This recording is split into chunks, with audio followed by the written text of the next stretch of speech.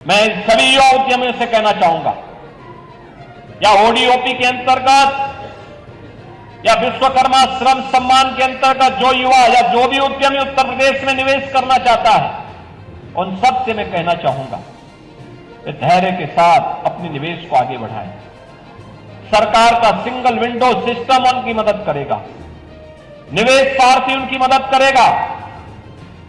अगर कहीं पर कोई बेईमानी करता है, आप उसकी एक कंप्लेंट केवल मुझे कर दीजिए। भ्रष्टाचार जो घुन की तरह व्यवस्था को खोखला कर रहा है, इस पर बड़े प्रहार की तैयारी के साथ सरकार कार्य करने जा रही है।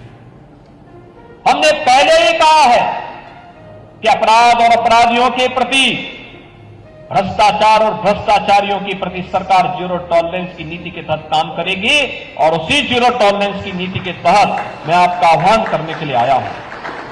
अगर कोई आपसे कहता है कि लोन दिलाने के नाम पे हम आप पैसा दीजिए, हम पैसा दिलाएंगे, कतई विश्वास मत करिए। सरकार के पोर्टल पर जाइए। अगर कोई आपसे अनावश्यक रूप से धनराशि की मांग करता है, आप उसकी शिकायत करिए, हम उसकी जांच करवा करके जवाबदेही तय करवा देंगे। और याद रखना, जो गलत तरीके से आपसे पैसे की डिमांड करेगा, याद रखना, मुझे लगता है कि वह व्यक्ति अंतिम उस परिवार की सर्विस होगी, उसके बाद फिर कभी कोई सरकारी सेवा में आने वाला नहीं है। फिर उसके बाद कभी उसको अवसर नहीं मिलने वाला है। इतनी बड़ी कार्रवाई कर देंगे कि वह एक नजीर बन जाएगी।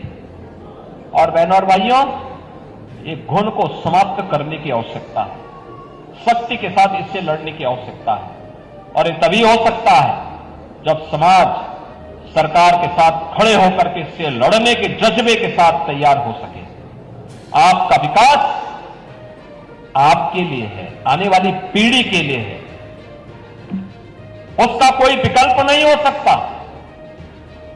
हमें ऐसा अवसर वहां पे प्रदान करना चाहिए, ऐसे अवसर सृजित करने चाहिए आने वाली पीढ़ी के लिए।